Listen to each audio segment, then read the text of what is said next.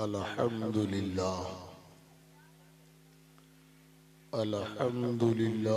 नहमदुहु व नुसल्ली व नुसल्लिमु अला रसूलिहिल करीम।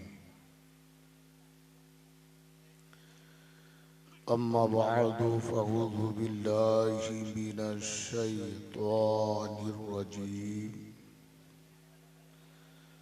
बिस्मिल्लाहिर रहमानिर रहीम।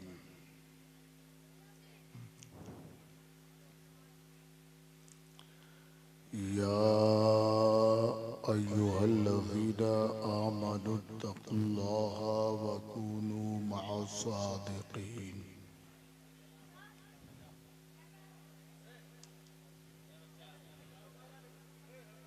वक़ाल नबी सल्लल्लाहु तआला अलैहि वालिहि वसल्लम तलबुल इल्म फ़रीज़तुन अला कुल्लि मुस्लिमिन व मुस्लिमा।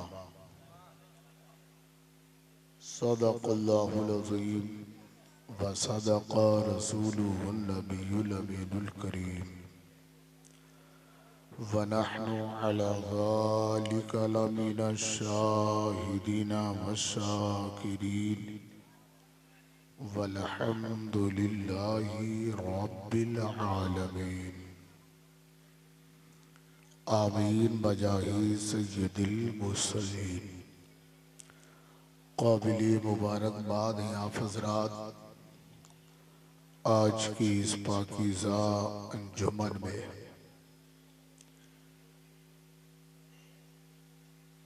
यानी नूरे ईमान कॉन्फ्रेंस व ज़िक्र रसूल अकरम सल्लल्लाहु अलैहि वसल्लम में तशरीफ़ लाए और हमारे मुअज़्ज़म मुकर्रम मोहतरम मोहतशम अरबाब इल्म फ़न उलमाए अहले सुन्नत की ज़ुबान नायाब गुफ्तगू उम्दा शायरी समाअत कर रहे हैं और इंशाअल्लाहु रहमान तादीर समाअत करेंगे।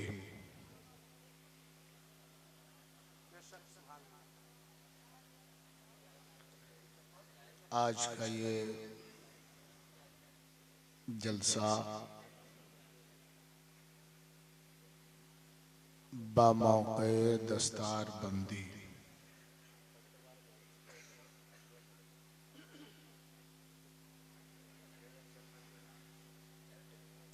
बासहन दारुल उलूम फैज़ान अनखर शाह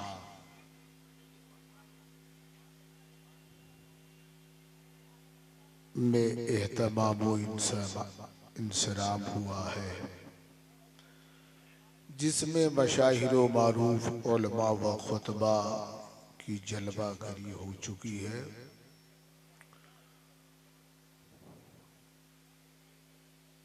इस फ़कीर के बाद बहुत सारे उलमा मुअज़्ज़म खुतबा बड़े शोरा से इंशाअल्लाह थोड़ी देर मेरी गुफ्तगू समाअत करने के बाद समाअत करेंगे। बहुत अच्छी तकरीर भी हुई हज़रत अल्लामा मौलाना इसरार अमजदी साहब के बिला मदज़िल्लुहुल आली की। अच्छी शायरी हुई हज़रत क़ारी ताबिश गियाबी की। बहुत सारे शोरा से सुना, बिलखुसूस नक़ीब अहले सुन्नत अदीब शहीद हज़रत क़ारी रियाज़ुल क़मर साहब की बिला से अच्छी निक़ाबत भी आप लोगों ने सुना। बहुत सारे नुक़बा है, उनमें एक नक़ीब जो सरज़मीन गिरिडीह से हज़रत क़ारी अय्यूब साहब की बिला मदज़िल्लुहुल आली, उनकी भी तशरीफ़ आवरी हो चुकी है। ये दस्तारबंदी के ताल्लुक से ज़िक्र सईद का एहतमाम है।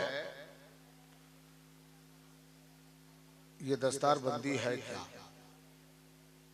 मदरसे में ये काम होता क्यों है? क्यों?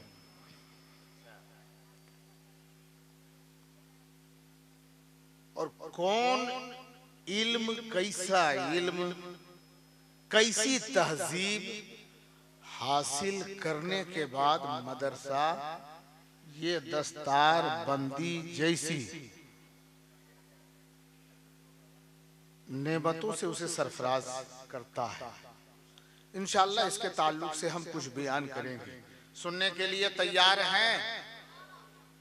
नहीं तैयार हैं सुनने के लिए? पूरा मजमा बोले या रसूल अल्लाह, और जोर से बोलो सुभान अल्लाह। अच्छा आगे वाला चुप रहिए, पीछे वाले जो पीछे हमारे बुजुर्ग हजरात हैं, नौजवान भाई लोग हैं, वो लोग एक मर्तबा बोले सुभान अल्लाह। जितना मजमा है उसके हिसाब से आवाज बहुत कम है। अच्छा ये बताइए, रात में खाना खाए हैं आप लोग ना? अरे खाना खाए हैं ना? खाना तो हम भी खाए हैं, आप लोग भी खाए हैं, लेकिन आजकल हजरत खाने का भी, खाने के वक्त एक अजीब हालत हो जाती है। अपने घर का खाना हो तो कुछ सब्र भी है, और कहीं दावत के खाने की हो, बिलखुसूस बारात की, तब ऐसे टूट पड़ते हैं।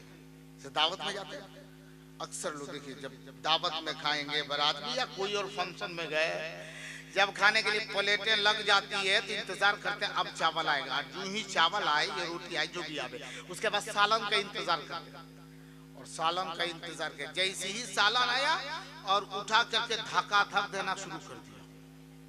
और जब आधे पेट भर लेते हैं तब थोड़ी सांस लेते हैं, उसके बाद ख्याल आता है अरे बिस्मिल्लाह भुला गए थे।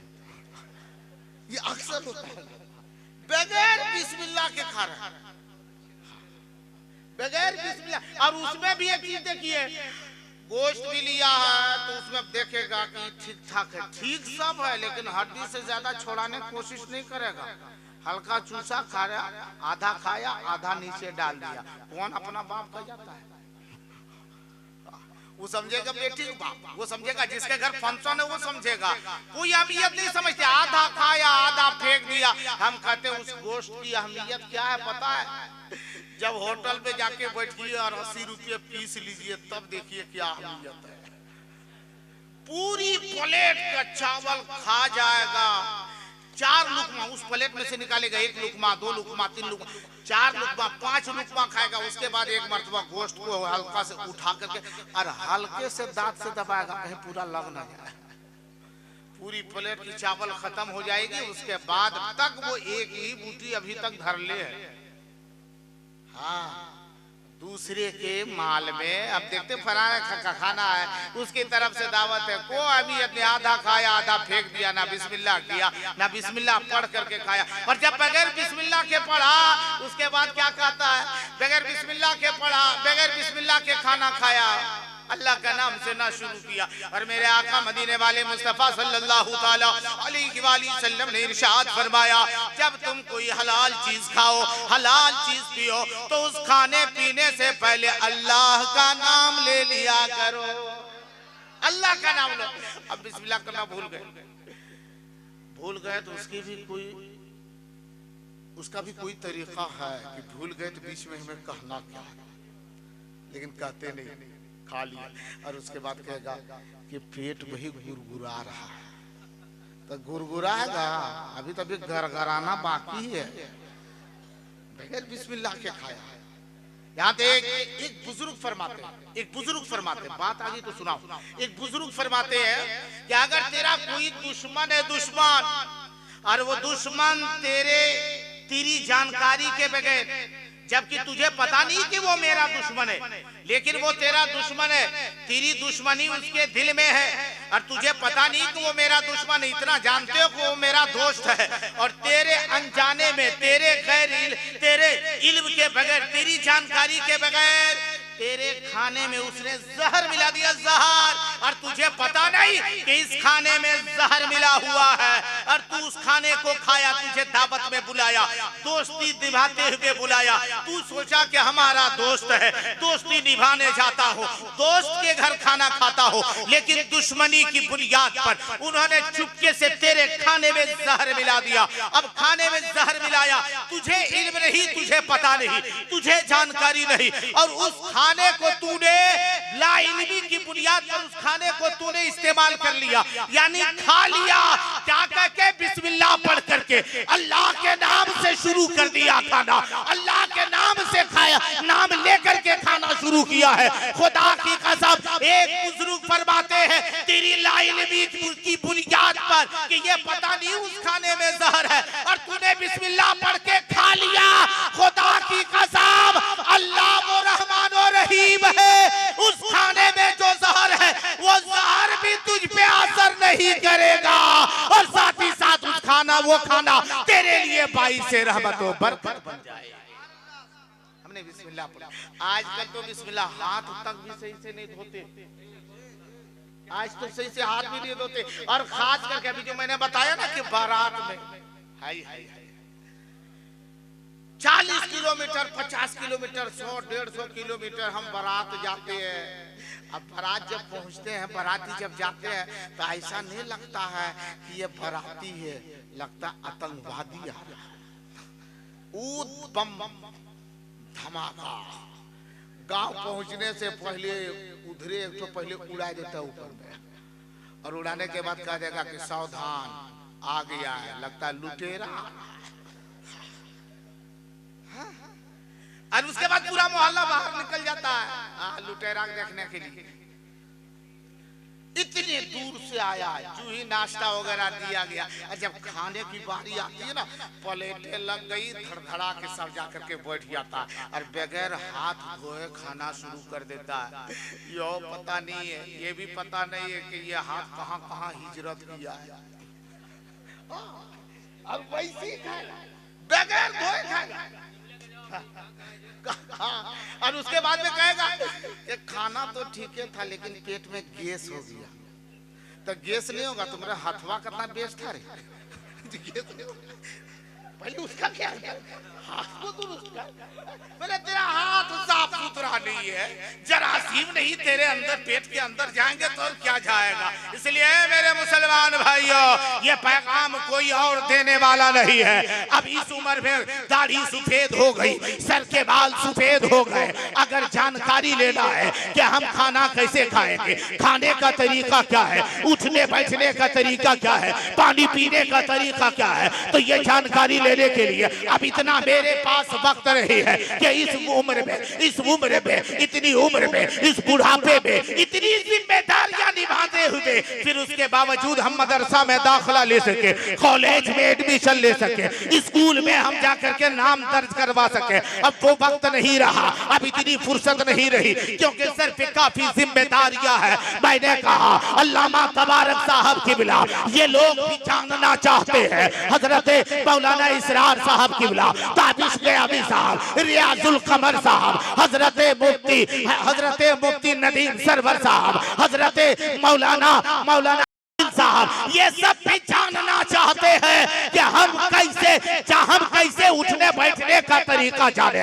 अब एडमिशन लेने का वक्त नहीं, अब मदरसे में पढ़ने का समय नहीं, हम कैसे इसको सीख सकते हैं। तो इन बुजुर्ग उलमा ने कहा अब मदरसे में बैठ के ना सीख पाओ तो कम से कम वो मदरसे में जो पढ़ाने वाले उलमा है, जो मदरसे का मुदर्रिस है, मदरसे का मुअल्लिम है, मस्जिद का इमाम है, अरे उनके करीब बैठ जाओ। अगर रोजाना फजर की नमाज पढ़ने तुम जाते हो, फजर की नमाज के बाद 10 मिनट 5 मिनट इमाम के करीब बैठ जाओ और 5 मिनट बैठ करके एक मसला सीख लो कि वजू का तरीका क्या है। एक मसला तूने फजर नमाज के बाद सीख लिया, जोहर की नमाज पढ़ने गए, 3 मिनट का वक्त आपने दिया और उस 3 मिनट में एक छोटा सा मसला आपने जोहर बाद सीखा। इस तरीके से 5 वक्त की नमाजें पढ़ोगे, 5 मसले हल हो जाएंगे। 30 दिन में तुम 150 वक्त तुम इमाम के करीब बैठोगे। 150 मसले जाने दे, 150 मसला सुनाना होता है। 30 दिन में अगर हम 30 मसले सीखेंगे, 365 दिन में 365 मसला हमें याद हो जाएगा। चल 365 दिन में उसमें भी पैसा उड़ा दे, उसमें भी और 50 और उसे तोड़ दे, लेकिन याद रख ले 250 दिन भी अगर इमाम के करीब बैठा, उलमा के करीब बैठा, उलमा की कुर्बत अख्तियार किया, उलमा की सोहबत अख्तियार किया। आज हमको पता नहीं कि वजू में कुल्ली करना वाजिब है कि फर्ज है कि सुन्नत है, मुस्तहब है, ये क्या है। पहले हाथ धोना है तो कितना धोना है, चेहरा धोना है तो कितना धोना है, पांव धोना है तो कहां तक धोना है, ये मसला।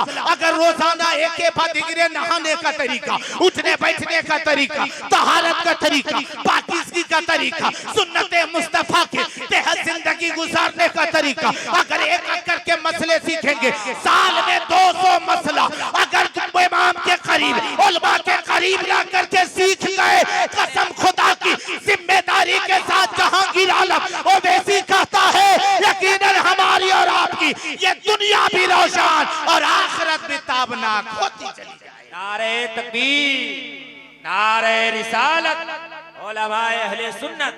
वाह वाह वाह, बहुत अच्छा, वाह वाह वाह, क्या बात। लेकिन आजकल उलमा से सीखता कौन है? इसलिए कि मौलवी को वैल्यू नहीं देता। सही है कि नहीं? सही है। उधर मुड़ियो हिला रहा, आदत बनी है ना, आदत बनी है। सुन लो, याद रखना। और एक चीज जानिए, मदरसा को लोग आजकल मदरसा नहीं समझ रहे, यतीम खाना। और यतीम खाना ही नहीं, किसी ने कहीं मदरसा नहीं है, भीख मांगा का घर है। सही बता रहा हूँ, ये लफ्ज़ी नहीं मैंने सुना। क्या है? बोला मांग मांग के सब लोग इन लोग पढ़ाते हैं। हम बोले हाँ, लेकिन ये बताओ, मांग के पढ़ाते हैं तो ये लोग अपनी बीवी पढ़ाता है, तो बेटी और बेटा पढ़ाता है नहीं? बोला नहीं, हम ही लोग के बाल बच्चा पढ़ाता है। हम बोले फकीर कौन है, गरीब कौन है? ये उलमा गरीब है, ये तेरे लिए मांगता है, तेरे लिए। हम तो आप ही लोगों के लिए नमाज की तकरीर करते हैं कि नमाज पढ़। अपने तो हम पढ़ करते हैं, नमाज की तकरीर तेरे लिए, रोजा की तकरीर तेरे लिए है, सूदखोरी से बचो ये तकरीर तेरे लिए। तो ये जो हम कर रहे हैं सब आपके लिए है। तो हम लोग मांग भी रहे हैं, वो ही आपके के लिए है। एक फकीर को देख रहा है, तू तो महा फकीर है, तुझे दे रहा है। बोला नहीं, ये तो बात सही है। तब अब सही समझ में आया। आजकल लोग, बेटा अगर तेज तर्रार है, उसको कहिए ना मदरसा में पढ़ाइए, ना मौलाना साहब बहुत तेज। और तेजे नहीं कहेगा, कभी कभार तो मदरसे में जब बच्चे को दाखिला कराने आता है ना, तो बाप फख्र से क्या कहता मालूम है? देखिए हजरत, ये लड़का जो है मेरा बेटा है। तो हम कहाँ कहे कि दूसरे वाला उठा ले आया, तो हम कह रहे तेरा ही। हमने पूछा होता कि ये किसका है, तब तो करा ये मेरा बेटा है। अरे किसी का बेटवे नहीं, रहने दो। क्या कहना चाहते हैं? बोला इसको मदरसा में रखना चाहते हैं, पढ़े या ना पढ़े कोई मतलब नहीं है, खाली उसको सुधार दीजिए। हम बोला कैसे मतलब? बोला बहुत बदमाश है, और मुस्कुराता भी है।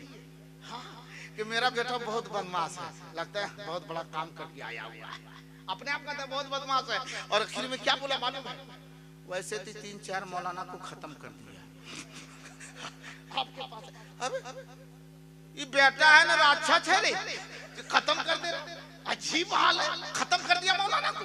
बोला नहीं, कोई नहीं, किसी ने इसको सुधार नहीं पाया। वैसे बहुत तेज है। कोई कहता है बहुत तेज है मेरा लड़का, इसको मदरसे में नहीं रखेंगे, ये पढ़ने में तेज है। क्या इंग्लिश पढ़ता है, माशाल्लाह इंग्लिश पढ़ता है, इसको इंग्लिश मीडियम में पढ़ाएंगे। एक बेटा और है, मंझला बेटा, ये भी तेज तर्रार है, बहुत बढ़िया पढ़ता है। मैथ में इसका जहन बड़ी तेज है, इसलिए इसको हम मैथ में रखेंगे, साइंस में रखेंगे। एक ये बच्चे सब स्कूल के तरह, और एक एकदम दिमाग का कमजोर है, मौलाना साहब को इसको लेकिन याद रखिए कौन 4 बेटा था, चारों बेटे में 3 बेटे को स्कूल कॉलेज का नाम दिया, एक बेटा इसको मदरसा में पढ़ा दीजिए। उसको 2 आंख नहीं थे, 1.5 आंख थी, इसको मदरसा में पढ़ा दीजिए। अब बोला प्यास काग जो बढ़िया उसको रखन ना ना ना इसी को पढ़ा दीजिए। आंख एक में बिनाई खूब है, दूसरी आंख में बिनाई ज्यादा नहीं है, ना के बराबर, और टेढ़ा भी है, थोड़ा अपाहिज भी है, इसको मदरसा में पढ़ा दीजिए हकारत से। हाँ माशाल्लाह, नारे तकबीर, नारे रिसालत, नारे रिसालत, उलमाए किराम, नारे तकबीर, नारे रिसालत। हकारत से ये देखिए हजरते, पहले देख लीजिए हजरते अदीबे शहीर शायरे बावसूल उस्तादु शोरा हजरते अल्लामा अलहाज मुबारक हुसैन मुबारक साहब, बहुत बड़े शायर जिनकी तशरीफ आवरी हो चुकी है, बस थोड़ी ही देर में उनको समाप्त करेंगे। तो हम बैठ जावे, बैठ जावे, नाराज तो नहीं ना? नाराज है क्या? थोड़ा हाथ उठा के बताएं कितने लोग नाराज हैं। ठीक, अल्लाह सलामती अता फरमाए। और जितने लोग सो तो नहीं रहे भाई, सो रहे हैं क्या? सो नहीं रहा ना? पूरा मजमा बोले या रसूल अल्लाह, और जोर से बोलो सुभान अल्लाह। 4 बेटे में से एक वो बेटा जो जिस्म के हिसाब से भी कमजोर है, आंख में एक में बिनाई भी कम है, पाँव भी टेढ़ा है। मौलाना साहब इसको मदरसा में पढ़ा दीजिए, हाफिज बन जाएगा, अपन रोजी रोटी कमाएगा। अरे लंगड़ा कमाएगा, बेस्का नहीं कमाएगा। सोचने की बात है। मैंने कहा ठीक है, अब सुनो मुसलमानों, वो बच्चा कुरान पढ़ते पढ़ते पहले नाजरा पढ़ा, नूरानी कायदा पढ़ा, कुरान नाजरा पढ़ा, फिर हिफ्ज किया। अब याद रखे वो किसने दाखिला कराया? उसका बाप ने दाखिला कराया। उसी 4 बेटों में से एक बेटा जज बन जाता है, एक बेटा MBBS डॉक्टर बन जाता है, एक बेटा थानेदार बन जाता है, वो बाप बूढ़ा हो जाता है। ये चौथे नंबर का बेटा आज हाफिज़े कुरान भी बन जाता है। ये 4 बेटे अपनी अपनी जगहों पे कामयाब है। उस बूढ़े का इंतकाल हो जाता है, बाप का इंतकाल हो जाता है। 80,000 कमाने वाला वो MBBS डॉक्टर, वो 1,20,000 कमाने वाला वो जज, यहाँ तक कि वो थानेदार 60 से 70,000 पैसा उठाने वाला वो थानेदार 70,000 कमाने वाला बेटा भी जनाजे में शरीक हो गया। 1,20,000 कमाने वाला बेटा भी बाप के जनाजे में आया है। 80,000 तनख्वाह उठाने वाला बेटा भी जनाजे में आया है। और एक बेटा हाफिज़े कुरान जो मस्जिद का नाइब इमाम है, जिसकी तनख्वाह 5.5 से 6.5 आ जाए, वो भी जनाजे में आया है। सब लोग सबको सीधी कर चुके हैं, जनाजा बाप का सामने रखा है।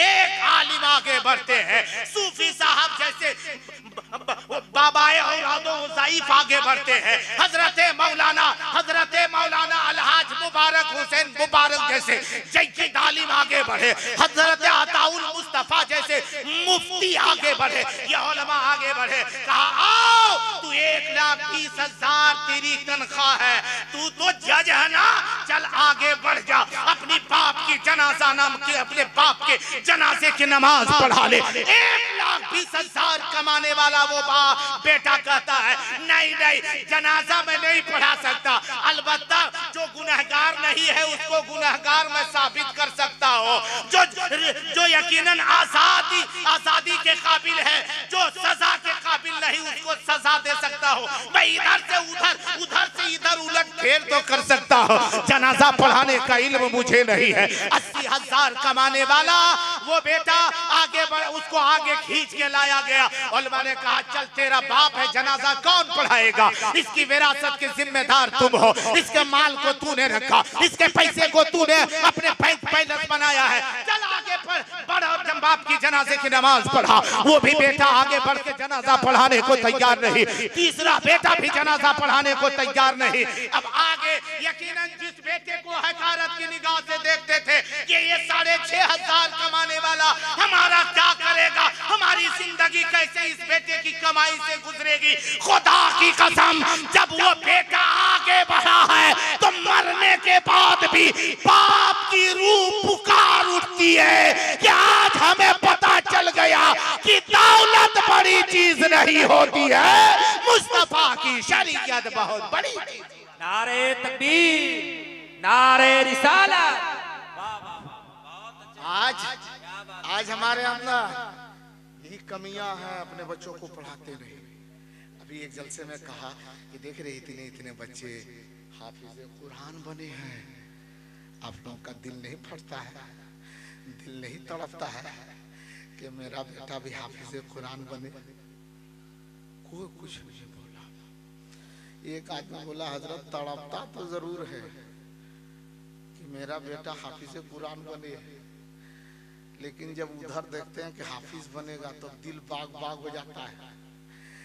6000 तनख्वाह जब सोचते हैं ना तो दिला फटने लगता है। ये किसने कहा? अच्छा एक चीज बताइए, ये कौन भी ऐसे अपने इमाम की तनख्वाह एकदम डायरेक्ट सदर सेक्रेटरी गांव के मेंबर, जैसे ही इमाम साहब दूसरा इमाम आया वो इमाम, हम तो कभी कभार कहते हैं कि बाबू मौत का वक्त अल्लाह ने मुकर्रर कर दिया है, हमको पता नहीं कि कब मौत होगी। भी जैसे हम और आप यहाँ तकरीर पढ़ रहे हैं, सुन रहे हैं, नात पढ़ रहे हैं, नात सुन रहे हैं, सुभान अल्लाह अल्हम्दुलिल्लाह कह रहे हैं, लेकिन ये किसी को पता नहीं कि कल सुबह भी इनमें से सब रहेगा, कौन जाएगा, अल्लाह ही बेहतर जानेगा। मौत की कोई गारंटी नहीं, हम जानते कब आएगी।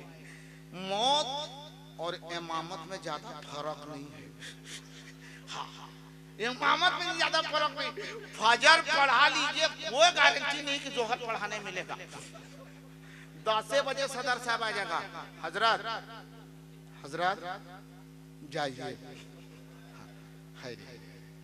इमाम की अहमियत को नहीं समझते, इमाम की अजमत को नहीं समझते, इमाम की शान को घटाते। क्यों? कि उसकी तनख्वाह कम है।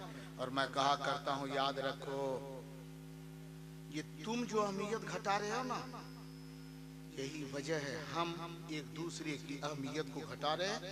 यही वजह है कि आज दुनिया हमारे इस्लाम की शान को घटाने में लगी हुई है, क्योंकि हम उसको नहीं समझते।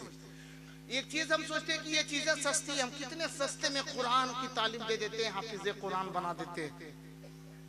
और जो चीजें सस्ती होती है ना, उसकी अहमियत लोग नहीं समझते। जब अभी देखते तो बाजार में गोभी गोभी गोभी समझते हैं, अरे समझते ना गोभी, हाँ 3 रुपये में इतना बड़ा बड़ा गोभी दे रहे हैं। हाँ, लेकिन जिस वक्त गोभी का सीजन नहीं था, उस वक्त आधा किलो लीजिए तो 85 रुपया। तो वो आधा किलो लेकर के आता था, और आने के बाद अहलिया से बोलता था, बीवी से, इसको 3 टाइम करना, कहा कि 85 रुपया है ना। और अभी 3 किलो का एक ठो लेकर के आता है, लेकिन कभी नहीं कहता है 3 टाइम करना, एक टाइम खत्म कर दो, कोई टेंशन नहीं। जो चीजें सस्ती होती है उसकी अहमियत तुम नहीं समझते हो, हम नहीं समझते हैं। लेकिन याद रखो, जो चीजें दुनिया में सस्ती होती है, आखिरत में बहुत महंगी फरोख्त की जाती है, बहुत महंगी बिकती है, उसकी अहमियत बहुत ज्यादा हुआ करती है। जानते हैं, आज हम उलमा की इज्जत को नहीं समझते, उलमा के एहतराम को नहीं समझते हैं। एक ईद की नमाज, बस आखिरी बात सुनने के लिए तैयार है? अरे जोर से बोले, तैयार है? हाँ, ईद की नमाज पढ़े कभी? अरे जोर से बोले, ईद की नमाज पढ़े हैं? माशाल्लाह माशाल्लाह। ईद की नमाज बहुत जगहों पे मस्जिद में होती, बहुत जगहों पे मैदान में ईदगाह में नमाज होती। एक आबादी, बहुत बड़ी आबादी, वहाँ का ईदगाह जो है वो एक मैदान है, उस मैदान में अभी ईदगाह की वो दीवारें खड़ी नहीं की गई थी, सिर्फ एक निशानी दे दी गई थी, एक का गीत लगा दी गई थी, ये ईदगाह है, इसी में ईद की नमाज पढ़ते थे, बकरीद की नमाज पढ़ा करते थे। अब उसमें ईद के दिन ये सारे मुसलमान उस मोहल्ले के ईदगाह नमाज पढ़ने के लिए जा रहे हैं। और वो इतना बड़ा मैदान है, इतना बड़ा मैदान है, जिसमें हमारे हिंदू भाई भी, बिरादरी वतन, हमारे मुसलमान भाई, सब उस मैदान को सब अपने काम में लाते हैं, सब उसे यूज करते हैं। कोई जानवरों का चरागाह बनाया हुआ है, कोई कुछ, यानी लोग वहां पहुंचते हैं। अब सुने, उसी मैदान के कुछ बीचों बीच में एक निशानी लगा दी गई थी कि ये ईदगाह है, इसके अंदर ईद और बकरे ईद की नमाज पढ़ी जाती है। ये सारे लोग जानते थे, लेकिन हमारे हिंदू भाई भी कुछ जानते थे, और कुछ लोगों को कोई पता नहीं था कि ये क्या है। उसी मैदान में लोग गाय वगैरह जानवर को चराने के लिए आते हैं। हमारे हिंदू भाई आया था, उनमें से जब देखा ईद के दिन सुबह सुबह ये मुसलमान लोग, ये मुसलमान अचानक सफेद कपड़े टोपियां सर पे लिए हुए चले आ रहे हैं। एक हिंदू भाई ने अपने बिरादरी हिंदू भाई से पूछा था, भाई ये बता दे कि आखिरकार ये मुसलमान इतनी तादाद में इधर क्यों क्यों सुबह सुबह आ रहे हैं? तब उसने कहा, अरे तुझे पता नहीं है, आज ईद की नमाज है, इसलिए ये ईद की नमाज पढ़ने के लिए आ रहे हैं। उन्होंने कहा, भाई ये बता ये ईद क्या है, नमाज क्या है? कहा थोड़ी देर में देख लेना। वो देख रहे एक ईद की निशान लगाए हुए हैं, उसके बीच में आकर के वो ये लोग ईद की नमाज पढ़ेंगे। और जब वहां लोग सारे मुसलमान पहुंच गए, सफेद सीधी हो गई, तब इस हिंदू भाई ने कहा था, वो भाई जो थे यकीनन आज उसका नाम मैं भी जानता हूँ, ये कोई लतीफा नहीं है, यकीनन मैं नाम भी जानता, मैंने सुना तो उससे जाकर के पूछा भी था, खुदा की कसम उन्होंने सारी बात बताई थी कि उन्होंने कहा, भाई चल चल करके देखते हैं कि आखिरकार ये मुसलमान क्या करते हैं। वो हिंदू भाई कहते हैं कि मुझे पता है ये लोग ईद की नमाज पढ़ते हैं, साल में जब ये महीने का रोजा रखते हैं, रोजा 30 दिन 29 दिन का पूरा हो जाता है, फिर उसके बाद ये खुशी में ईद की नमाज पढ़ते हैं। कहा चलो चल के देखें ये नमाज कैसे पढ़ते हैं। जो नहीं जानता था, जानने वाले अपने भाई को लेकर के वो ईदगाह के करीब आया, किनारे आकर के खड़ा हो गया, लेकिन अजब हालत है। कहा देख ये लोग नमाज कैसे पढ़ते, सफेद सीधी लगा दी गई है, सब कांधे से कांधा मिला करके खड़े हैं। अचानक वो आदमी जो कह रहा था चलो चल के देखेंगे कि ये लोग नमाज कैसे पढ़ते हैं, अचानक वो रोने लगा। और जब रोने लगा तो उसके साथ में जो सिखाने बताने आया था उसी का बिरादरी, उन्होंने कहा तुम क्यों रो रहे, ये लोग आया है अपना धर्म का काम करने, तुम काहे रो रहा? बोला हमको ठीक नहीं लग रहा है। बोला क्यों नहीं ठीक लग रहा है, क्यों रो रहे हो? बोला मेरा दिल फट रहा है। कहा क्यों, वजह क्या है? जानते हो उसने क्या कहा कि सब लोग कांधा से कांधा मिला के खड़े हैं, लेकिन वो बेचारा ये अकेले आगे खड़ा है, यह देख के दिल फट रहा है कि उसका साथ लोग काहे नहीं दे रहा है, ना उसका दाहिना बगल कोई है ना बाया बगल कोई है, ये अकेले वो खड़ा है। कौन गलती किया है कि उसको सब लोग छांट दिया है, अलग कर दिया। अब सुनो, इतना कहना था, उसने कहा लोगो बाबू सुनो, वो छांटा नहीं किया। बोला नहीं देख ले, कोई बाया भी नहीं कोई दाया नहीं, सब कांधा से कांधा मिलाया और उसको अकेले आगे खड़ा कर दिया। तो वो हिंदू जादा भाई ने, जिसका नाम था बालदेव, मैंने सुना गया, उन्होंने उसको समझाया कि सुन वो इमाम है, जोर से बोलो सुभान अल्लाह, वो इमाम है। बोला मतलब? बोला ये सब के सब जितने कांधा से कांधा मिला के खड़े हैं ना, ये सब मुक्तदी है और वो इमाम है। कहा क्या मतलब? उन्होंने कहा कि ये अब झुकेगा तो ये सारे लोग झुकेंगे, जब ये जमीन पे पेशानी रखेगा, सर रखेगा, तो ये लोग भी वैसे ही करेंगे, जब वो खड़ा होगा तो सब लोग खड़ा होंगे। बोला ऐसा क्यों करते? बोला ये इमाम के खिलाफ कोई काम इन लोग नहीं करता है, वो जैसे जैसे करेंगे ऐसे ऐसे करेंगे। ये लोग इमाम की इज्जत करते हैं, इज्जत। तब एक हमारे बिरादरे वतन हिंदू भाई ने कहा था, बालदेव जी जब एक मुसलमान, ये मुसलमान कौम जब अपने मस्जिद के इमाम की इतनी इज्जत करता है, उसकी ये झुके बगैर झुक नहीं सकता। जब ये कौम इमाम की इतनी इज्जत करता है तो मदीने वाले मुस्तफा की कितनी इज्जत करता होगा, नबियों के ताजदार की कितनी इज्जत करता। पता चला इमाम की शान बढ़ाने से मेरे आका मदीने वाले मुस्तफा सल्लल्लाहु अलैहि वसल्लम की अजमत लोगों के दिलों में बैठती चली जाती है। इसलिए मेरे मुसलमान भाइयों, अपने इमाम की इज्जत करो, इमाम की अजमत को समझो। अभी हाफिज कुरान, अल्हम्दुलिल्लाह, ये कुरान क्या है? अच्छा, ये भी एक अजीब अलमिया है। कुरान जल्दी लोग पढ़ते नहीं है, पढ़ते हैं दिन भर में 3 मरतबा 4 मरतबा मुंह धोएगा, नमाज पढ़े या ना पढ़े, वजू करे या ना करे, मुंह धोएगा, फेस वॉश लगाएगा, और ससुराल जाएगा मार पुटी पर पुटी, पचाड़ा पर पचाड़ा, रंग पेंट करके चल दिया, और कहीं बीच में बारिश हो गई तो सब पेंट में धोवा गया, 150 रुपया बर्बाद हो गया। 150 रुपया पचड़वा लगा देगा, लेकिन जुमा में जब मस्जिद का डब्बा चलेगा, जैसे ही डब्बा आते देखेगा वैसे कहेगा सुत जाएगा, 10 रुपया देने के डर से।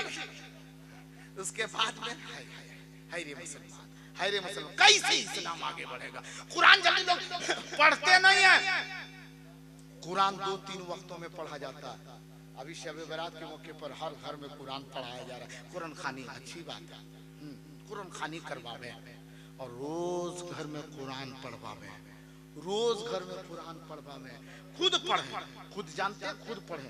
नहीं जानते अपना तेरा बेटा पढ़ता है ना, तेरे अपने बेटे को मुसल्ली पे बैठा दे बावजू करके, खुद भी बावजू करके बैठ जा और बेटे से कहा बेटा तू कुरान पढ़। उधर बेटा तेरा कुरान पढ़ेगा, तू घर में होगा तू कुरान सुनेगा, तेरी बीवी घर में होगी वो कुरान सुनेगी, तेरे बड़े बेटे होंगे वो कुरान सुनेंगे। इधर कुरान पढ़ने वाला वो बच्चा कुरान पढ़ता चला जाएगा, इधर तुम लोग सुनते चले जाओगे। जितना पढ़ने वाले को अल्लाह सवाब देगा, सुनने वाले को भी अल्लाह सवाब अता फरमाएगा। और साथ ही साथ सबसे बड़ी बात ये होगी कि जिस जगह में कुरान पढ़ा जाएगा उस घर में रहमत व अनवार की बारिशें होगी, उसमें बरकतों का नुज़ूल होता चला जाएगा।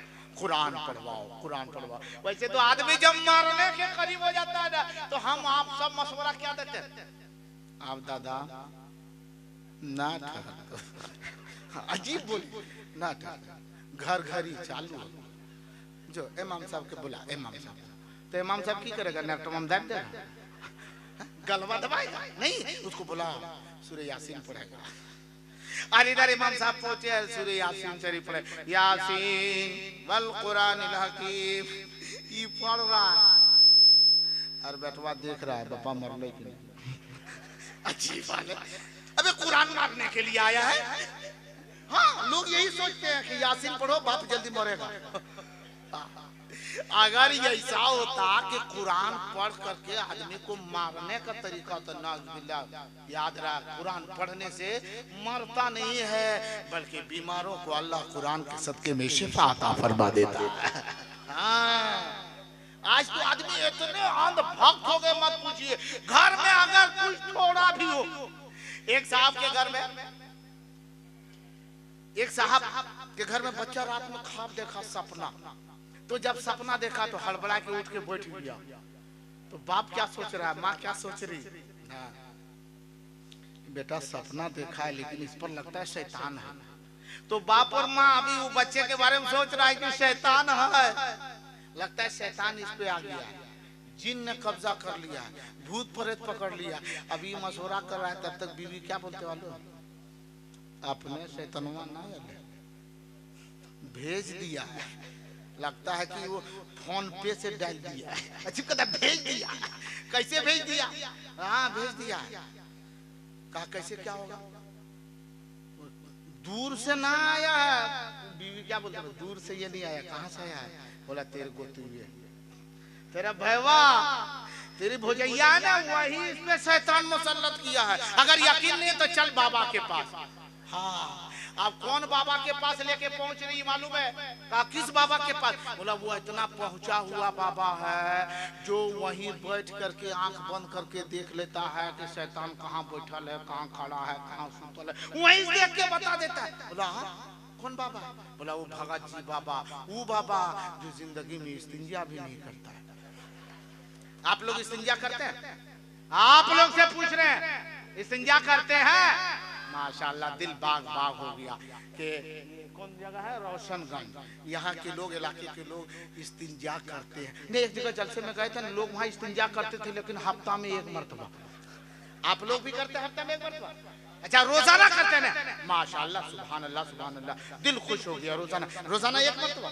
अच्छा, जब जरूरत पड़ती माशाल्लाह। इस्तिंजा किसको करते हैं? पेशाब करने। तू तो बैल भी करता है, तो क्या कहिएगा, मेरा बैल भी इस्तिंजा फरमा रहा है। अब बताइए, पेशाब करने का नाम इस्तिंजा नहीं है।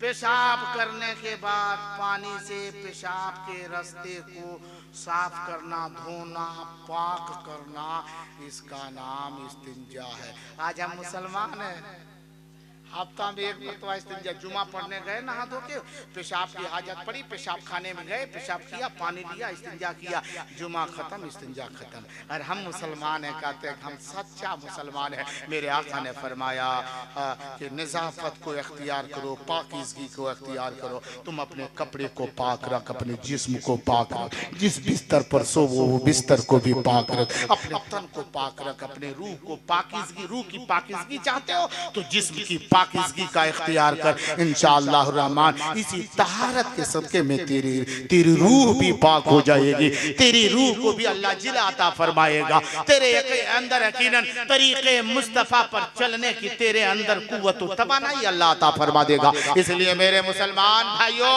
ये सब पैगाम बाजार में घूमने से नहीं, उलमा के करीब बैठने से, उलमा की कुर्बत अख्तियार करने से, उलमा की सोहबत अख्तियार करने से इंशाअल्लाह रहमान ये इल्म हमें और आपको इंशाअल्लाह हासिल हो जाएगा। लिहाजा अपने उलमा की इज्जत करें, एहतराम करें, ताज़ीम करें। जहाँ भी देखें दीनी इदारा है उनकी हमेशा मदद करें, सदकात, ज़कात, अतियात वगैरह से उनकी इमदाद करते रहे, ताकि हमारे दीन की तालीम, दीनी दुनियावी तालीम, दीनी वासरी तालीम जो आज मदरसे में दी जाती है, वो बच्चों के अंदर तालीम और तरबियत से बच्चों को मुज़य्यन किया जाए। उनकी दुनिया और आखिरत दोनों को वो उस्ताद की निगरानी में उनकी दुनिया और आखिरत रोशन और ताबनाक होते हुए नजर आवे। अल्लाह मुसलमानों को नेक अमल करने की तौफीक अता फरमाए। तमाम मुस्लिमों मुसलमान को तमाम जालिमों के जुल्म से हिफाजत फरमा। हम मुसलमानों को गालिब अता फरमा। फ़कीर ने जो गुफ्तगू की है मौला, इस फ़कीर की ज़ुबानी कोई आमदन सबन लग़ज़िशें भी होगी, मौला माफ़ फरमा। अस्तग़फिरुल्लाह रब्बी मिन कुल्लि ज़ंबि व अतूबु अलैह। कलमे हक़ का विर्द करके अपने ज़ुबान को आप भी वज़ू दे दे, कुलूब व अज़हान को मुनव्वर कर दिए करें, ज़हन व दिमाग को तहारत बख्शे। मेरे साथ कलमे का विर्द भी कर लें, पढ़ें ला इलाहा इल्लल्लाह मुहम्मदुर रसूलुल्लाह सल्लल्लाहु तआला अलैहि वसल्लम। अस्सलामु अलैकुम।